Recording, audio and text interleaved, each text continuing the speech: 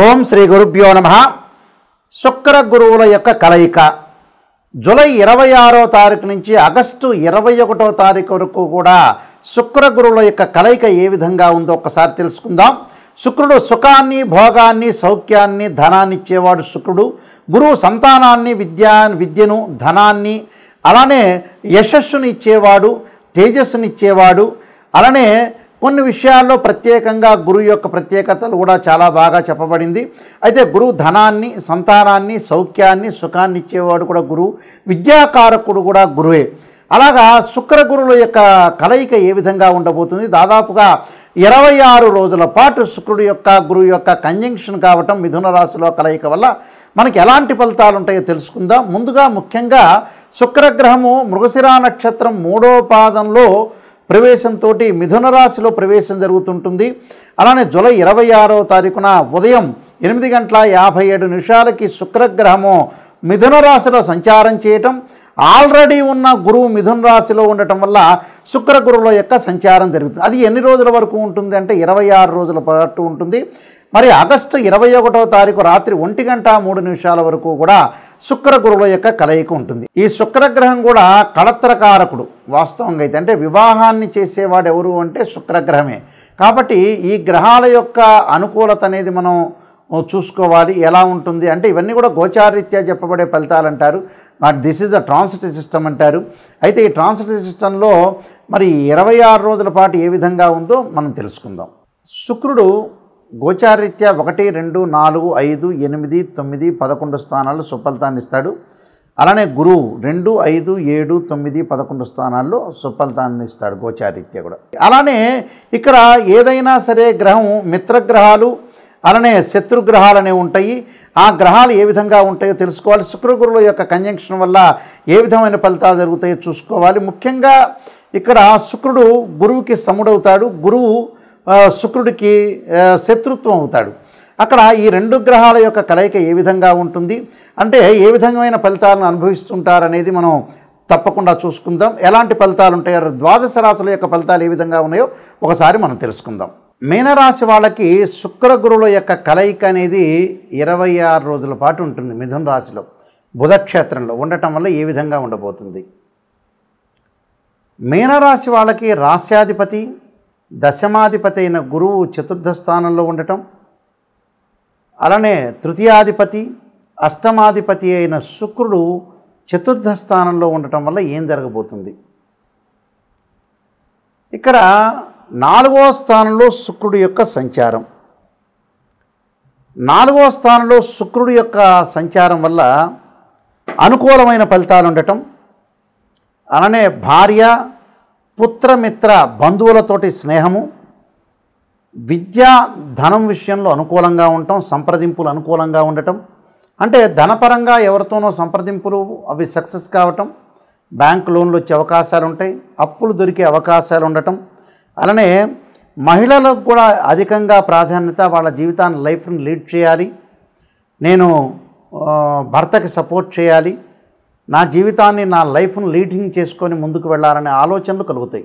గతంలో ఎవరైతే స్త్రీలు విద్యను ఆపేసిన వాళ్ళు, ఉద్యోగాన్ని ఆపేసిన వాళ్ళు, వ్యాపారాన్ని ఆపేసిన వాళ్ళు కూడా మళ్ళీ స్టార్ట్ చేయాలనే కుతూహలంగా స్టార్ట్ చేసే అవకాశాలు ఎక్కువగా ఉంటాయి. అలానే భూమి, గృహ సంబంధమైన కొనుగోలు ప్రయత్నాలు అనుకూలంగా ఉండటం, అలానే గృహంలో వారికి ఫ్యాన్సీ అలంకార వస్తువులు కొనుగోలు చేయటం, సంఘంలో పలుకుబడి బాగా పెరిగే అవకాశాలు ఎక్కువ ఉంటాయి. బంధుమిత్రులతోటి కూడా వీళ్లదే పై చేయిగా సాధించే అవకాశాలు ఎక్కువ ఉంటాయి. అలానే మహిళా మండళ్లకు కూడా అనుకూలంగా ఉండే అవకాశాలు ఎక్కువ ఉంటాయి.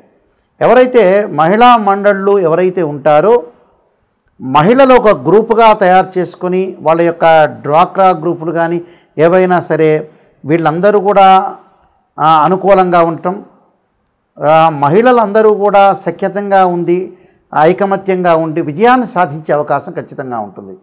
అంటే సంసారాన్ని లీడ్ చేసుకుని చాలా అద్భుతంగా జీవితాన్ని మలుచుకునే అవకాశాలు బాగా ఎక్కువ ఉంటాయి. పిల్లల పట్ల శ్రద్ధ, భర్త పట్ల శ్రద్ధ, అత్తగారి మామ పట్ల కూడా శ్రద్ధ వహించి ముందుకు వెళ్ళే అవకాశాలు ఎక్కువ ఉంటాయి. కాబట్టి స్త్రీలకు అనేకమైన ప్రయోజనాలు కలిగే అవకాశాలు ఎక్కువ ఉంటాయి. అలానే వివాహ సంబంధాల్లో అనుకూలంగా ఉండటం, మంచి భర్త లభించటం, మంచి చదువుకున్న వాళ్ళు, వ్యక్తిత్వం ఉన్నవాళ్ళు, క్యారెక్టర్ ఉన్న వాళ్ళ వ్యక్తులందరూ కూడా లభించే అవకాశాలు ఎక్కువగా ఉంటాయి.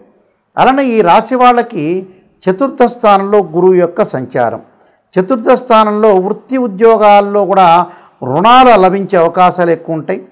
పూర్వ రుణాలన్నీ కూడా కొంత అప్పులు తీర్చుకునే అవకాశాలు ఉంటాయి. ఆరోగ్యం లోపించే అవకాశం ఎక్కువగా ఉంటుంది. వాహనాల మీద కొంత ప్రమాదాలు జరగకుండా చూసుకోవాలి. అలానే మానసికంగా ఆలోచనలు బాగా మితిమీరిన ఆలోచనలు బాగా పెరుగుతూ ఉంటాయి. అంటే శుక్ర గురువుల యొక్క కంజంక్షన్ వల్ల శుక్రుడు అనుకూలంగా ఉన్నాడు, గురువు 50% మాత్రమే బాగున్నారు. కాబట్టి వీళ్ళు గురువుకు సంబంధించిన ధ్యానాలు, స్తోత్రపారణాలు చేయటం అనేది చాలా ఇంపార్టెంట్. విద్యార్థులు కూడా ఏదో ధ్యాస మీద ఉండకుండా లైఫ్లో మనం ఏం చెయ్యాలి, ఒక యాంబిషన్, ఒక ఎయిమ్, ఒక లక్ష్యంతో జీవితాన్ని బతికించుకుంటూ ముందుకు వెళ్ళాలి. అది చాలా ఇంపార్టెంట్. ఎందుకంటే ఇలాంటివన్నీ చూసుకోవాలి. అంటే మన జీవిత లక్ష్యాన్ని, గమ్యాన్ని చేరటానికి అధికంగా అన్ని వస్తువులు సమకూర్చుకొని ముందుకెళ్ళటం చాలా మంచిది. కాబట్టి ఇలాంటి విషయాలు ఆందోళన చెందకుండా గురువు యొక్క అనుకూలతను సాధించాలి. అలానే ధనాన్ని ఇచ్చిపుచ్చుకోవటంలో కానీ ట్రాన్సాక్షన్ విషయంలో జాగ్రత్త ఉండాలి. అంటే డబ్బులు ఇచ్చుకోవటం అలానే భార్యకి, పిల్లలకి, అన్నదమ్ములకి ఇవ్వకూడదని కాదు, అన్నోన్ పర్సన్స్కి ఇవ్వకూడదు. మనకు తెలిసిన వ్యక్తిని తీసుకోవాలి. అది కూడా లార్జ్ అమౌంట్ చూడకూడదు, లార్జ్ అమౌంట్ ఇవ్వకూడదు, స్మాల్ అమౌంట్ మాత్రం ఇవ్వాలి. అలానే వ్యాపారం చేసే వ్యక్తులందరూ కూడా భాగస్వామ్య వ్యాపారంలో పెట్టుబడులు పెట్టకూడదు. పెట్టిన స్మాల్ అమౌంట్ మాత్రమే పెట్టాలి. కానీ ఈ 26 రోజుల పాటు ఖచ్చితంగా వ్యాపారంలో నూతన వ్యాపారాలు చేయకుండా ఉండటమే మంచిది, చేయకుండా ఉండటమే చాలా మంచిది. దాని తర్వాత ఉద్యోగంలో తోటి కొలీగ్స్ తోటి కూడా గొడవలు జరిగే అవకాశాలు ఎక్కువ ఉంటాయి. గొడవలు జరగకుండా చూసుకోండి. అంటే ప్రతి విషయాన్ని కూడా ఆచితూచి అమలు చేయండి. ప్రతిదానికి కూడా ఒక కన్స్ట్రక్షన్, నిర్మాణాత్మకంగా పోషించి ముందుకెళ్తాం వల్ల మంచి జరిగే అవకాశాలు ఉంటాయి. నేను కొన్ని రెమెడీస్ చెప్తాను, ఆ రెమెడీస్ మీరు పాటించి ముందుకు వెళ్ళండి. శుక్ర గురువుల యొక్క కలయిక వల్ల కొన్ని మంచి చెడు యొక్క ఫలితాలు అనేవి బాగా ఎక్కువగా ఉంటాయి. శుభ అశుభ మిశ్రమాలు అనేవి ఉంటాయి. కాబట్టి మనం ఎలాంటి ప్రత్యేకంగా రెమెడీస్ చేసుకోవాలి అంటే, జీవితాన్ని సాఫల్యం చేసుకోవాలంటే ప్రతి వాళ్ళకు కూడా నెగిటివ్ పాజిటివ్ రెండుగా ఉంటాయి. అంటే ప్రతి వాళ్ళు కూడా మనం పాజిటివ్ ఆలోచన చేయకూడదు, నెగిటివ్ని కూడా ఆలోచన చేయాలి. నెగిటివ్ అంటే ఏమిటి అంటే, శ్రేయ లోపం పెరుగుట పెద్ద విద్య, లోపం ఎరిగిన వాడే పూర్ణుడవుతాట. మన లోపాలని మనం ఖచ్చితంగా మనం సవరణ చేసుకొని ముందుకు వెళ్తే ఖచ్చితంగా వాళ్ళు బాగుపడినట్టే. అది 100% నేను చెప్తున్నాను. ఎందుకంటే ఎక్కడైతే మన లోపం ఉంటుంది, ఉదాహరణకు ఓ రోడ్డు మీద వెళ్తున్నాం, ఆ రోడ్డు మీద వెళ్ళేటువంటి ముళ్ళు ఉంటాయి. ఆ ముళ్ళని అక్కడ ఆ రోడ్డు మీద వెళ్ళొద్దు అని ఎవరన్నా చెప్తే ఆ రోడ్డు వైపు కాకుండా వేరే రోడ్డు వైపు మనం వెళ్ళామనుకోండి, వేరే రోడ్ మ్యాప్లో మనం వెళ్తే అప్పుడు మన జీవితం, లైఫ్ అనేది మనం లీడ్ చేసిన వాళ్ళం అవుతాం. తప్పకుండా ఇక్కడ ఏదైతే మన లైఫ్లో ఎప్పుడైతే మనం చేయాల్సిన విషయాలు ఉంటాయో, ఎక్కడైతే నెగిటివ్ అనేది ఒకటి ఉంటుందో, మైనస్ అనేది ఉంటుందో, ఆ మైనస్ను మనం సవరణ చేసుకొని ముందుకెళ్తే జీవితం అనేది మనకి సాఫల్యత అనేది చేకూరే అవకాశం ఖచ్చితంగా ఉంటుంది. కాబట్టి ఈ శుక్ర గురువులోకి నిజంగా ఏం చేయాలి అంటే, ఎలాంటి ఖచ్చితమైన రెమెడీస్ చేయాలి, ఎలాంటి ఖచ్చితమైన రెమెడీస్ చేస్తే బాగుంటుందనే విషయాన్ని మనం ఆలోచన చేస్తే, ఉద్యోగపరంగా ఇబ్బందులు ఉన్న వాళ్ళు తప్పకుండా గురుగ్రహాన్ని ఆరాధన చేయాలి. గురువుని ఎలా ఆరాధన చేయాలి అంటే, గురువారం రోజున బృహస్పతి గ్రహానికి ప్రదక్షిణ చేసి, మనకు శివాలయ నవగ్రహాలు ఉంటాయి, ప్రదక్షిణ చేసి శనగలు దానం చేయటం చాలా మంచిది. అలానే శనగలు దానం చేయటంతో పాటు చక్కగా ఆవు నెయ్యితో దీపారాధన చేయటం, ఆ గ్రహం దగ్గర చక్కగా ఒత్తివేసి ఆవు నెయ్యితోటి దీపారాధన చేయటం వల్ల మనకి ధనము లభిస్తుంది. అలానే విద్య యందు అనుకూలంగా ఉంటుంది. ముఖ్యంగా విద్యార్థులు, ఉద్యోగస్తులు తప్పకుండా ఈ రెండు కూడా చేయాలి. దాంతోపాటు చక్కగా దీపారాధన చేసేటప్పుడు, అలానే శనగలు దానం చేసేటప్పుడు కూడా దేవానాంచ ఋషీనాంచ గురుకాంచన సన్నిపం బుద్ధిమంతం త్రిలోకేశం తం నమామిం బృహస్పతిం అనే మంత్రాన్ని చదువుకుంటూ ఇవ్వండి. అలానే శుక్రగ్రహం యొక్క దోషం పోవాలంటే, వివాహం కావట్లేదు, కళత్రకారకుడు, వివాహకారకుడు శుక్రుడే యాక్చువల్గా. అయితే ఈ శుక్రగ్రహం వల్ల మన వివాహాలు ఆటంకాలు జరగటం, వివాహపరంగా ఇబ్బందులు జరుగుతున్న వ్యక్తులందరూ కూడా తప్పకుండా చేయాల్సింది ఏమిటి అని అంటే, శుక్రగ్రహం యొక్క అనుకూలతకు మహాలక్ష్మీదేవిని ఆరాధన చేయటం, పార్వతీదేవి అమ్మవారిని ఆరాధన చేయటం శుక్రవారం రోజున.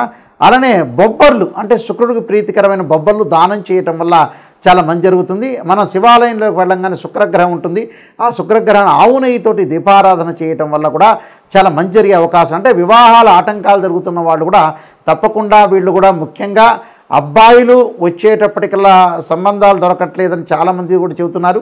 అక్కడ అబ్బాయిలు తప్పకుండా మనకు ముఖ్యంగా కన్యాపాశుపతాస్త్ర రుద్రాభిషేకం, అమ్మాయిలు వచ్చారు వరపాశుపతాస్త్ర రుద్రాభిషేకం, అఘోర గౌరీ పాశుపతాస్త్ర రుద్రాభిషేకం చేయటం చాలా మంచిది.